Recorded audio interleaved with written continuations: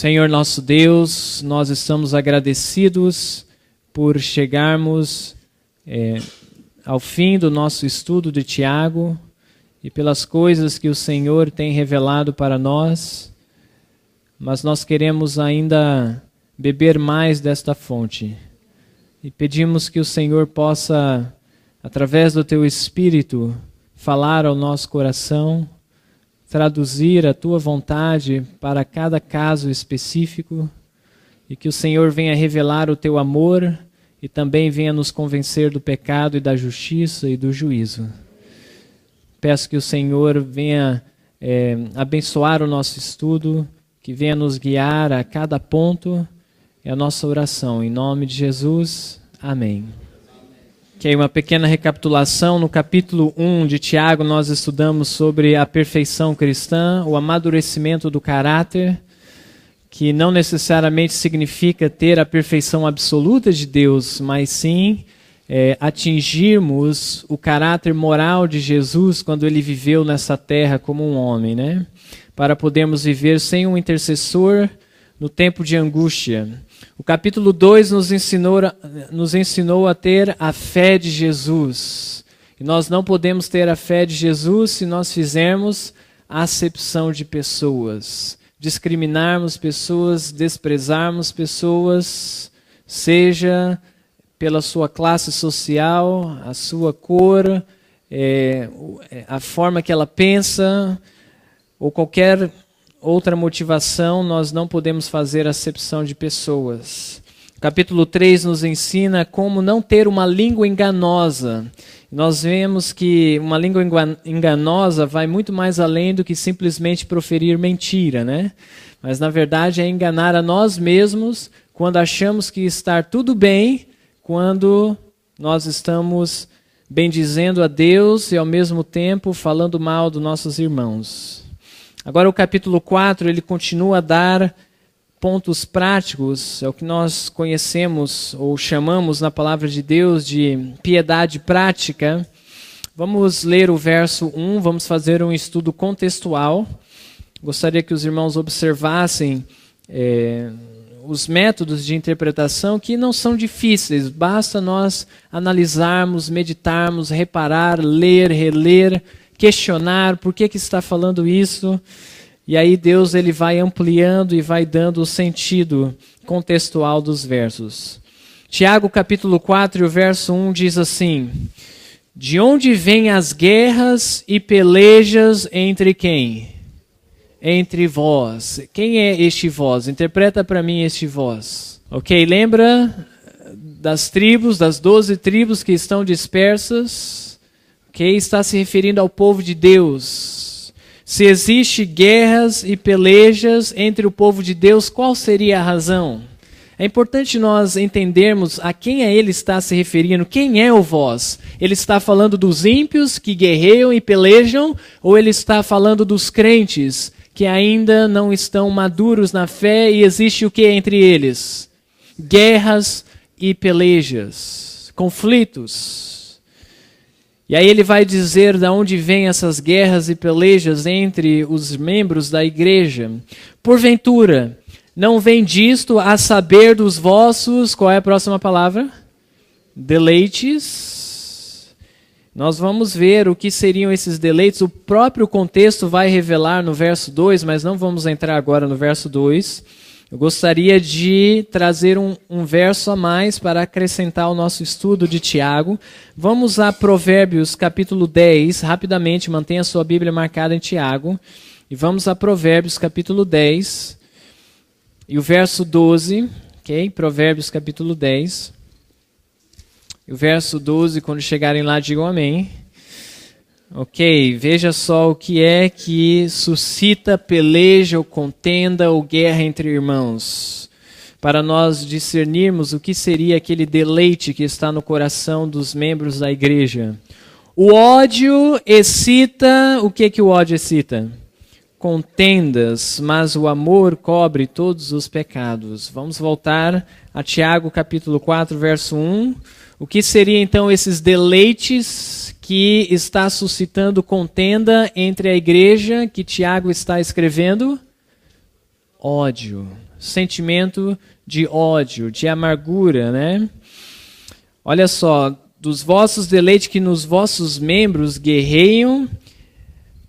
O próximo verso vai ampliar o que seriam esses deleites, que vai confirmar o que o livro de Provérbios nos disse, que é o ódio que suscita aquelas guerras e pelejas.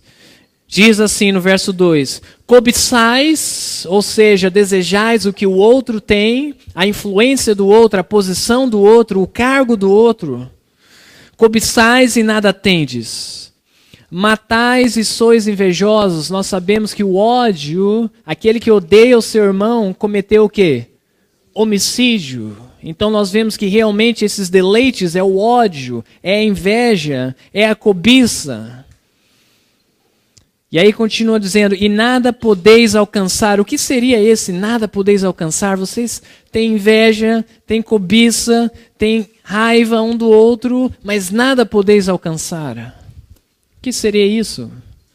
Está falando do desenvolvimento espiritual. Não existe progresso espiritual. Nada podeis alcançar. Enquanto nós estivermos na igreja de Deus, cheio de ódio, cheio de contendas, cheio de cobiça, cheio de amargura, cheio de inveja, nós não poderemos alcançar nada, espiritualmente falando. Vamos continuar a ler o verso 2. Ele continua a falar, veja só que ele não mudou de assunto, você tem que manter o contexto. Quais seriam as próximas palavras, as duas próximas palavras? Combateis e guerreais. Ele não está falando ainda das contendas e dos deleites que provocam as contendas. Combateis e guerreais e nada tendes, não alcança desenvolvimento espiritual. Porque não pedis o que no contexto? O que eles deveriam alcançar que eles não estão alcançando? O que eles deveriam ter que eles não estão tendo? As bênçãos espirituais, o desenvolvimento espiritual. E aí o verso 3 diz, pedis. Mas será que eles estão pedindo a coisa certa? Ou com a motivação certa? Pedis e não recebeis, porque pedis mal para o gastardes em vossos, olha a palavra lá de novo do verso 1, nos vossos deleites. Você pede, mas é para satisfazer o seu orgulho, a sua inveja, a sua cobiça.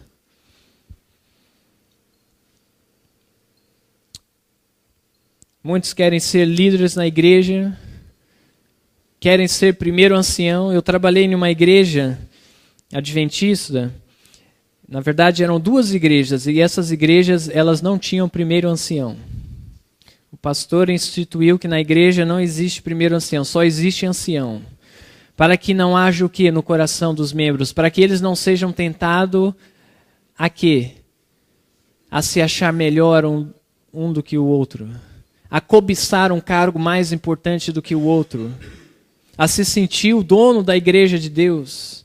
Eram todos iguais. É claro que cada mês cada um tinha a sua responsabilidade, mas não tinha primeiro ancião. Era tudo ancião.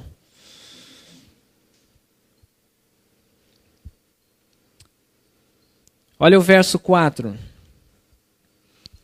A Bíblia diz assim, adúlteros e adúlteras. Leva em mente o contexto. Qual é o problema para você entender adúlteros e adúlteras? Ok? Nós estamos falando de debates e contendas motivadas pelo ódio, pela cobiça e a inveja. Adúlteros e adúlteras, não sabeis vós que a amizade do mundo é inimizade contra Deus? Interpreta para mim a palavra mundo aí. Ok? Seja mais específico no contexto. Qual seria esse pecado? Ok, as contendas, os deleites, a cobiça, o ódio. Veja comigo, se isso não está claro, vamos acrescentar um verso a mais no nosso estudo de Tiago. Vai comigo em 1 João, capítulo 2. Ali João ele vai definir o que seria o mundo. Geralmente nós imaginamos que o mundo são as festas, as drogas e essas coisas que realmente, né, é também o mundo, mas a Bíblia é um pouco mais específica em definir o que seria o mundo. 1 João capítulo 2, no verso 15, diz assim, não ameis o mundo, nem o que no mundo há. Se alguém ama o mundo, o amor do Pai não está nele. Porque tudo que há no mundo, a concupiscência da carne, isso aí já envolve a cobiça, né? A concupiscência dos olhos e a soberba da vida não é do Pai, mas é do mundo. Então o mundo está se tratando da concupiscência da carne, dos olhos e a soberba, ou seja, o orgulho, a cobiça, a inveja e o ódio. É por isso que Tiago, voltando a Tiago capítulo 4, ele diz que estes membros da igreja que estão envolvidos nesse tipo de sentimento, nesses deleites, dando vazão a esse ódio, essa inveja, eles são adúlteros e adúlteras espirituais. Porque estão se corrompendo com os desejos pecaminosos que deveria haver no mundo e não na igreja. E aí ele continua no verso 4, portanto, depois da pergunta do verso 4, portanto, qualquer que quiser ser amigo do mundo, daqueles sentimentos pecaminosos que há no mundo, né, constitui-se inimigo de Deus, ou seja, o inimigo é aquele que combate contra, não é verdade? Quando os membros da igreja, eles estão compartilhando de sentimentos como este, eles estão, na verdade, combatendo contra quem? Contra o reino de Deus. Ao invés de estarem promovendo a obra de Deus, pode ser que eles estão pregando, pode ser que eles estejam distribuindo literatura, mas enquanto houver divisão, contendas e ódio no coração dos crentes, ele ainda está combatendo contra o reino de Deus. Se constituiu inimigo de Deus. Dê uma olhada agora no verso 5. Ou cuidais vós, em vão, diz a Escritura, né? No contexto deles serem adúlteros e adúlteras com o mundo. Olha só o que diz a Escritura. O Espírito que em nós habita tem... Qual é a próxima palavra? Ciúmes. O que isso significa? Que o Espírito que habita na vida dos crentes está com ciúmes. O que eles estão fazendo que está causando ciúmes no coração do Espírito de Deus, do Espírito Santo? Os adultérios espirituais, né? O adultério com o mundo, os debates e contendas. Vamos agregar mais um verso no nosso estudo. Vá comigo em Efésios capítulo 4. Vamos lá rapidamente. Efésios capítulo 4, para entendermos o que seria esse ciúme do Espírito Santo. O que significa isso? O que acontece no coração de Deus quando nós estamos na prática do pecado? Diz assim no verso 31 do capítulo 4 de Efésios, Efésios 4, verso 31.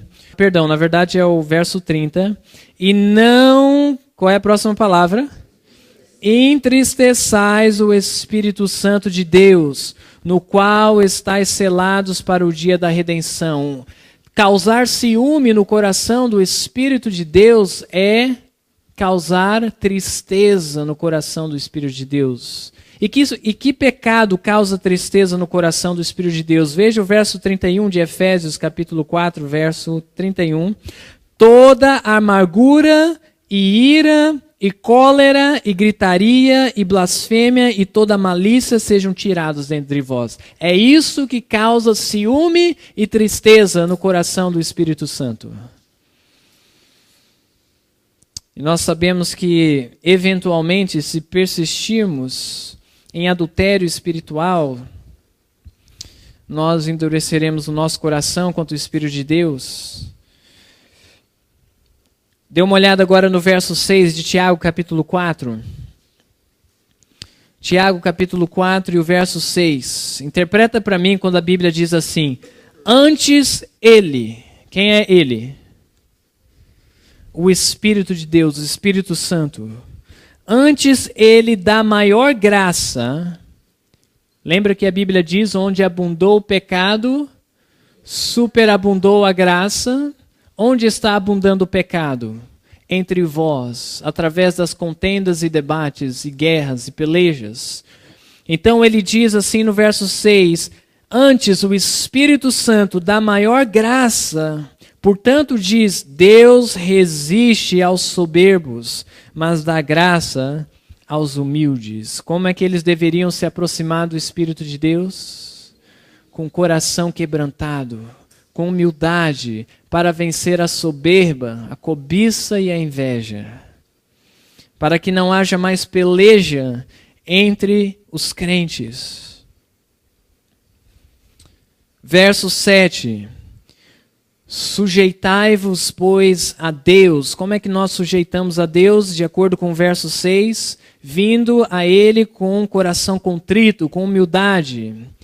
De que forma mais sujeitamos a Deus? O verso 7 diz, resisti ao diabo e ele fugirá de vós. Olha só o que diz Tiago, capítulo 1 e o verso 12. Retrocede comigo no capítulo 1 de Tiago, verso 12. Lá nós lemos que nós devemos fazer o que com o diabo? Resistir o diabo. Olha só o que Tiago 1,12 diz o que nós temos que resistir. Bem-aventurado o homem que suporta a tentação, porque quando for provado, receberá a coroa da vida. O que é que nós devemos resistir ou suportar? A tentação. Portanto, a tentação provém de quem? Do diabo. Porque em Tiago capítulo 4 pede para resistirmos ao diabo, e no capítulo 1 para resistirmos à tentação. Agora eu quero que você interpreta para mim, contextualmente, o que significa diabo no capítulo 4 e o verso 7. Nós sabemos que é Satanás, é Lúcifer, mas está dentro de um contexto. O que significa resistir ao diabo? Exatamente, você tem que levar o contexto. Aqueles deleites que está causando contrito entre vós e seu irmão. Você tem que resistir esses sentimentos pecaminosos, de contenda, facciosos.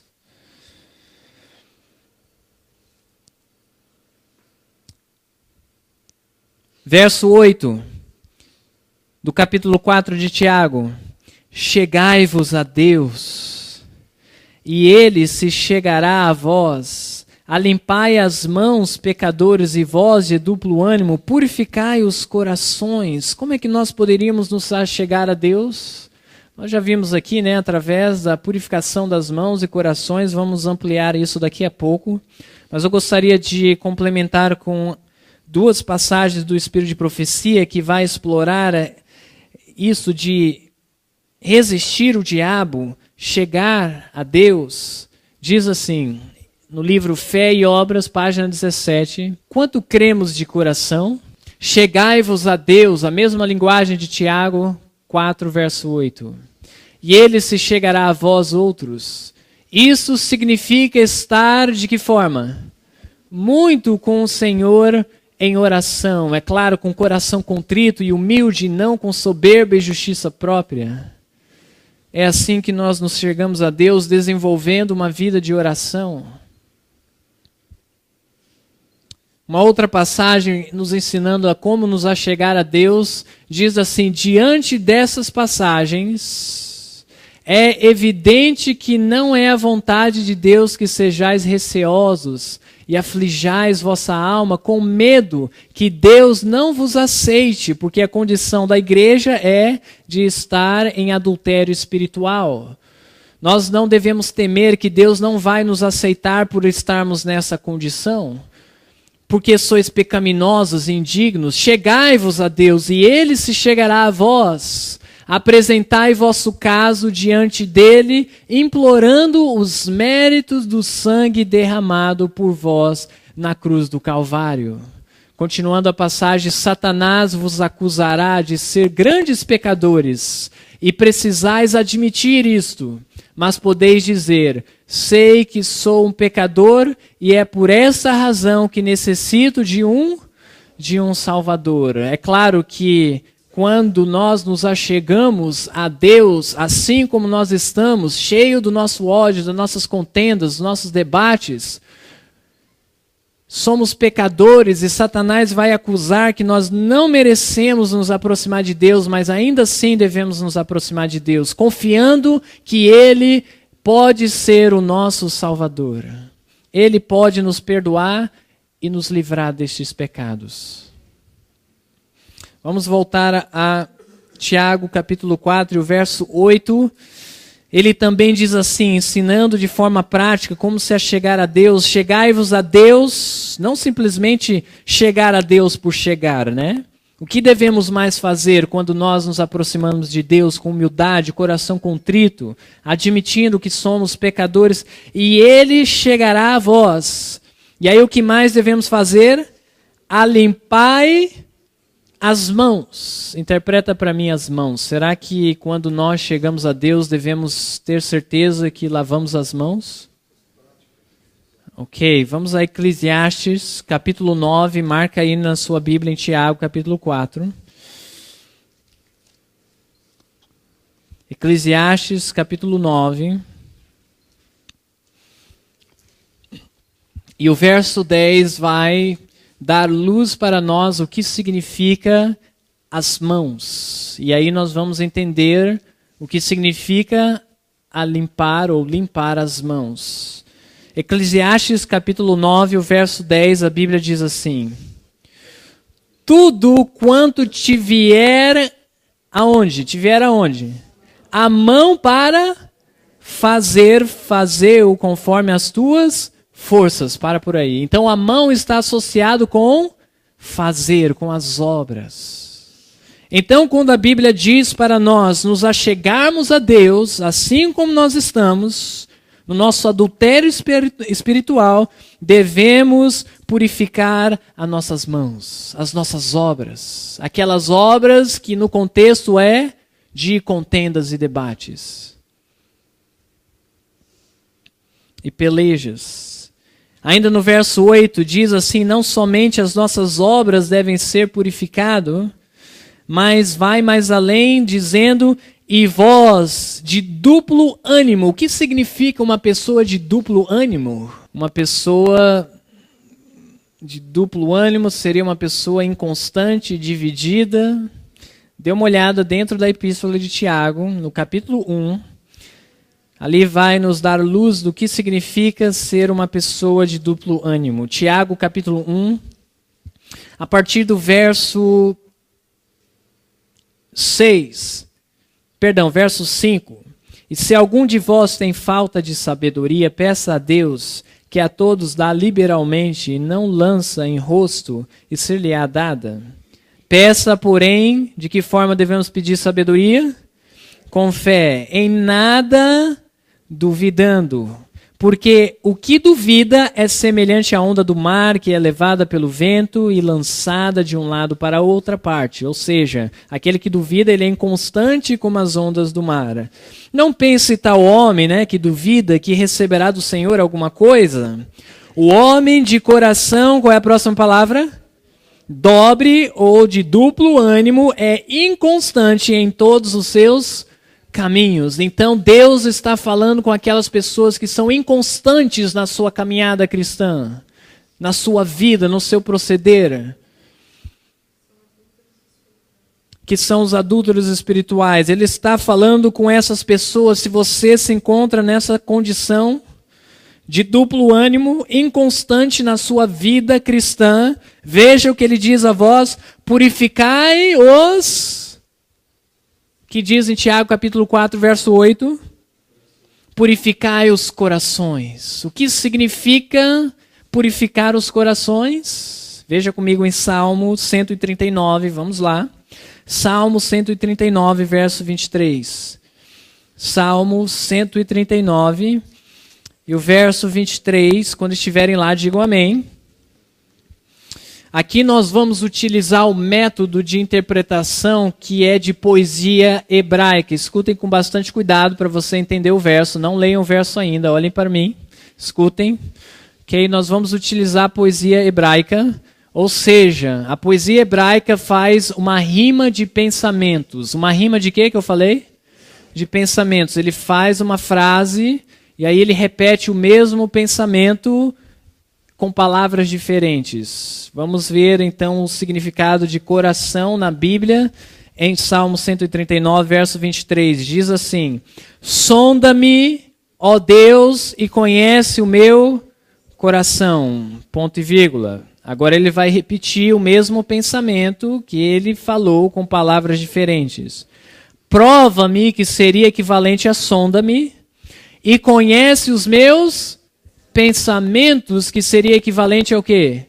Ao coração. Então, quando a Bíblia diz em Tiago 4:8 que aqueles que são de duplo ânimo, inconstantes, duvidando das promessas de Deus, sem exercer a fé na palavra de Deus, eles devem purificar os seus pensamentos. Pensamentos de inconstância e de dúvida.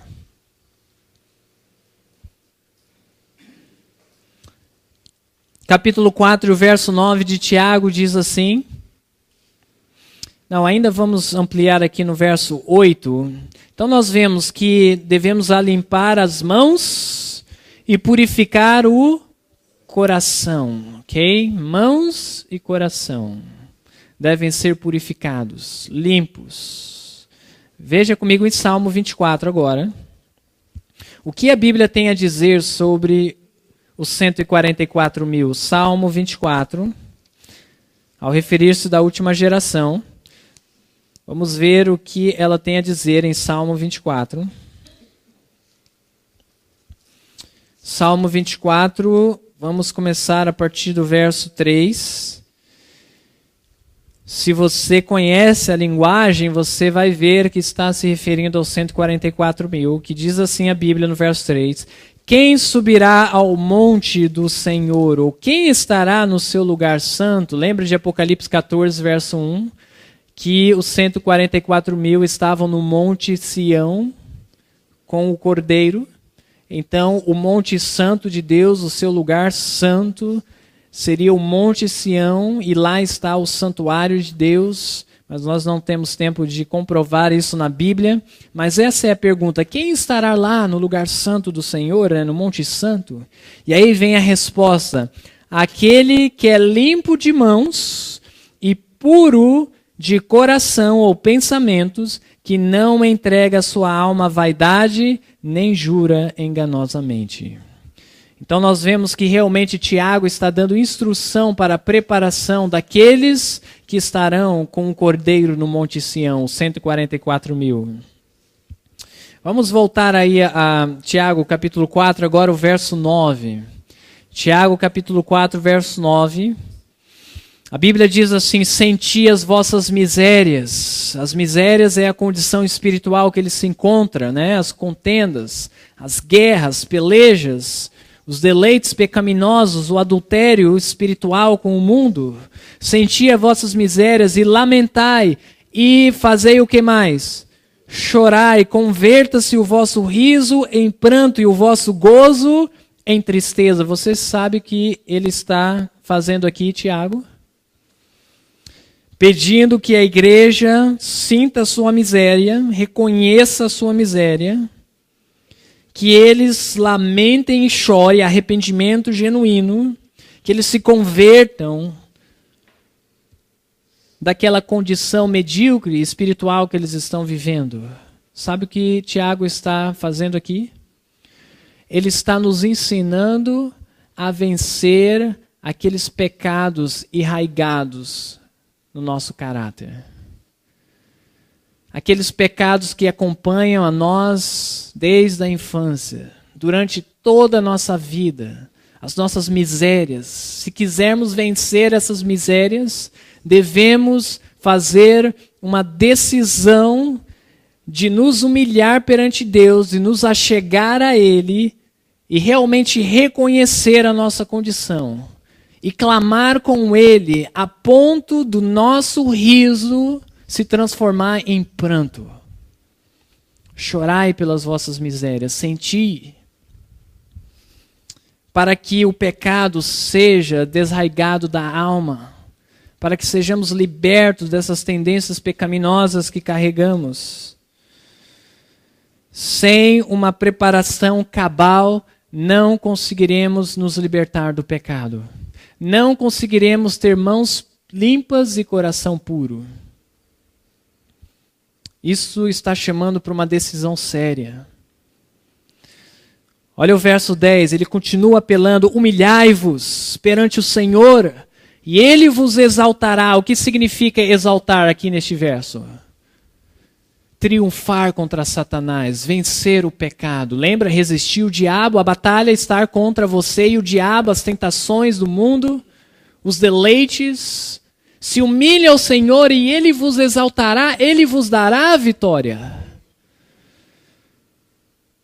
Irmãos, vocês têm que assimilar essas palavras, está nos ensinando a como obtermos vitória sobre o pecado.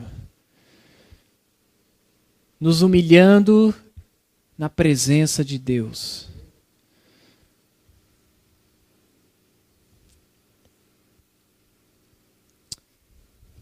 Vamos dar uma olhada mais adiante, vamos pular um pouquinho devido ao tempo. Dê uma olhada o que diz em Tiago capítulo 4. Verso 13 vai nos alertar de outros perigos do mundo, além dos deleites que nos leva a contendas e debates, como o ódio, mas vai ampliar um pouco o que seria essa cobiça que está no coração de muitos dos crentes, que eles devem se libertar para ser salvos. Tiago capítulo 4, verso 13, diz assim: Ei, agora vós que dizeis, hoje ou amanhã iremos a tal cidade e lá passaremos 1 ano e contrataremos e faremos o que mais? Ganharemos. Então aqui está falando de pessoas empreendedoras que estão visando adquirir bens materiais e muito dinheiro. Muito bem, e o que mais que eles fazem? Digo-vos que não sabeis o que acontecerá amanhã, ou seja, eles estão todo autossuficientes, independentes de Deus, planejando as suas vidas sem considerar o plano de Deus para a vida deles. Por causa da ganância, da cobiça. Digo-vos que não sabeis o que acontecerá amanhã, porque que é a vossa vida? É um vapor que aparece por um pouco e depois se desvanece. Olha o verso 15, em contraste com o verso 3, porque no verso 13, eles estavam cheios de cobiça, de autossuficiência, independência de Deus, fazendo seus próprios planos, mas ainda assim faziam parte da igreja de Deus. Mas o verso 15 diz assim: em lugar do que devias dizer, se o Senhor quiser, e se vivermos, faremos isso ou aquilo. Se o Senhor o quê? Quiser. Os planos de quem deve prevalecer na nossa vida? Os planos de Deus. Tudo que nós vamos fazer, planejar para nós, a nossa família, devemos levar em consideração os planos de Deus em primeiro lugar. Certamente os planos de Deus está incluído o suprimento das nossas necessidades materiais. Mas nós não devemos ser movidos a sentimentos de adquirir dinheiro e posses e negligenciar os ensinos de Deus, esperando que um dia, quando a minha vida estiver ajeitada, eu venha recorrer ao Senhor. Ló demorou e perdeu a sua família. Vamos continuar, verso 16.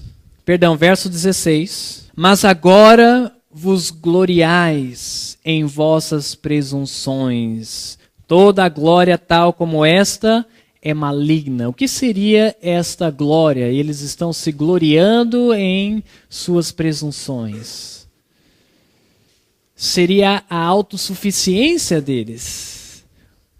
Planejar independentemente da vontade de Deus? Estão se gloriando, se regozijando, planejando e arquitetando na presunção deles. Presunção não é baseada na real vontade de Deus encontrada na sua palavra. A presunção, ela usa a palavra de Deus, as promessas de Deus para justificar o pecado. Não é a vontade de Deus que nós deixamos de trabalhar. É claro que não é a vontade de Deus que nós deixamos de trabalhar, mas a pessoa busca justificar para seguir o seu próprio caminho. Estão lá se gloriando, mas a Bíblia declara que tudo isto é de procedência maligna. Aí ele diz no verso 17, aquele, pois, que sabe fazer o bem e não faz, comete pecado. Interpreta para mim o que é saber fazer o bem e cometer pecado no verso 17. Saber fazer o bem, aqui no contexto, é saber que você não pode planejar de forma independente de Deus. Que você não pode planejar de acordo com a sua cobiça. Você sabe que deveria ser assim. Mas se você não fizer assim, o que diz o verso anterior? O verso 16, dê uma olhada no final do verso 16. É uma prática maligna. E aí ele diz no verso 17, aquele pois que sabe fazer o bem e não faz, ou seja, segue os seus próprios planos, independentes de Deus, para adquirir posses materiais, comete pecado.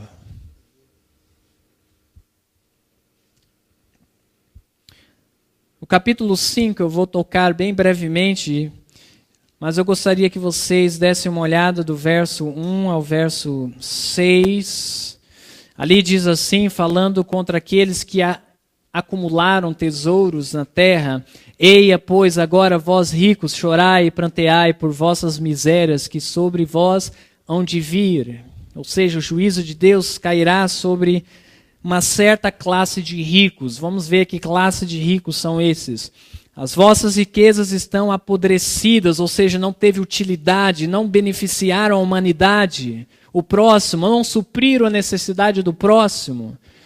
E as vossas vestes estão comidas de traço, é o egoísmo, mantiveram tudo para si.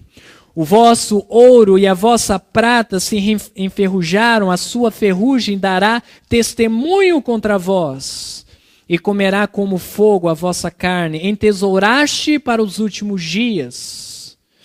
Eis que o jornal ou salário dos trabalhadores que ceifaram as vossas empresas, os vossos campos, trabalharam para vós, e que por vós foi diminuído, exploração, clama, e os clamores dos que ceifaram entraram nos ouvidos do Senhor dos Exércitos.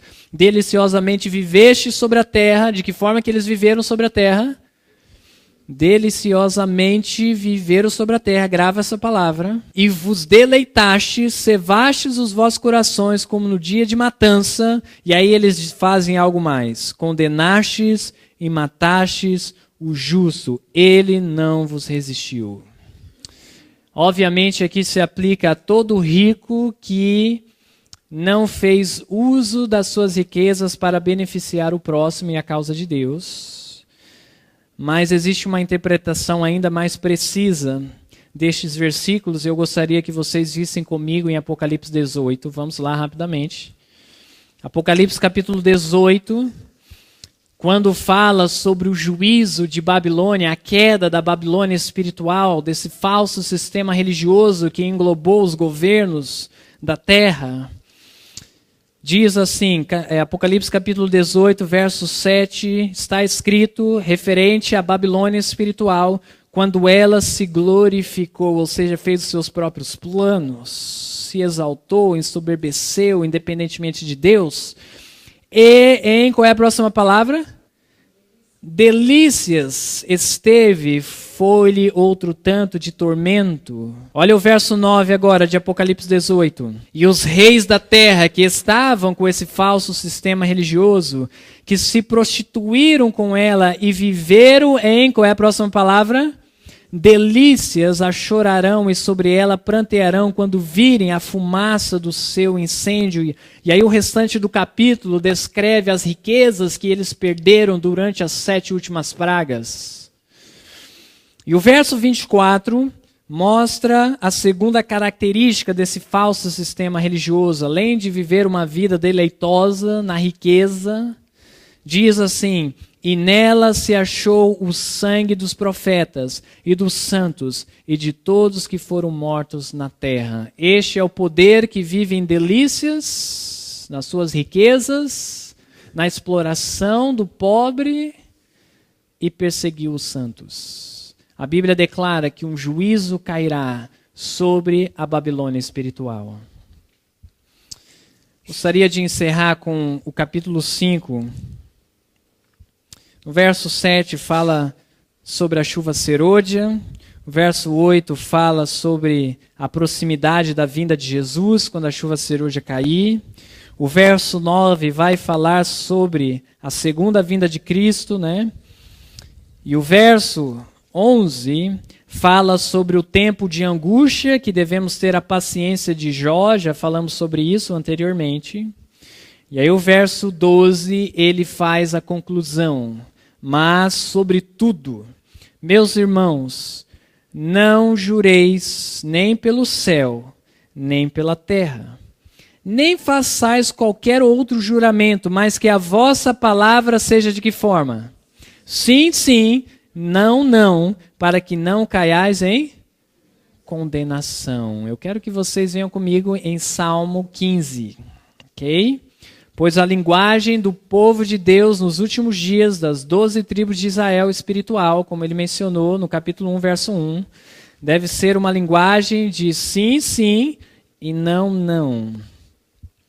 Salmo 15, e o verso 1, falando dos 144.000, diz assim: Senhor, quem habitará no teu tabernáculo?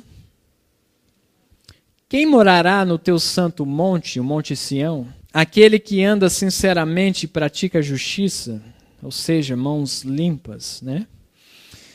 E fala a verdade no seu coração, coração puro. Aquele que não difama com a sua língua.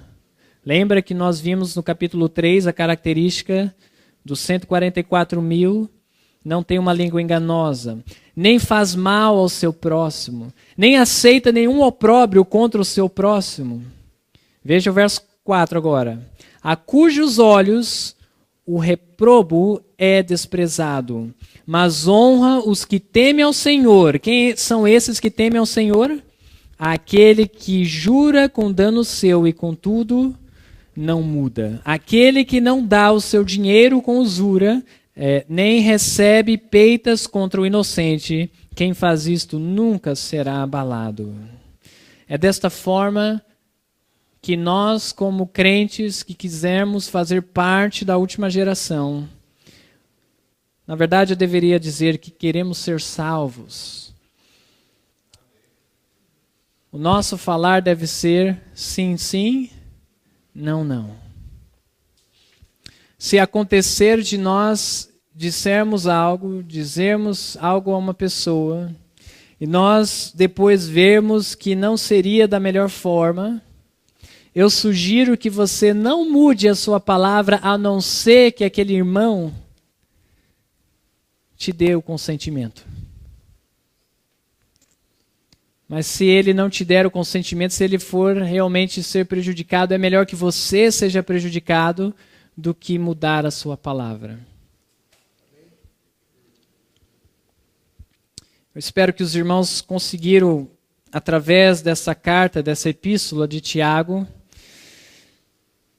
realmente ter um vislumbre do que Deus espera de nós nesses últimos dias, que Deus possa ter falado no teu coração, te convencido do pecado e da justiça e do juízo, e que vocês possam estar revendo esse livro. Nós não tocamos em todos os versos, nós não exploramos o que realmente a carta contém.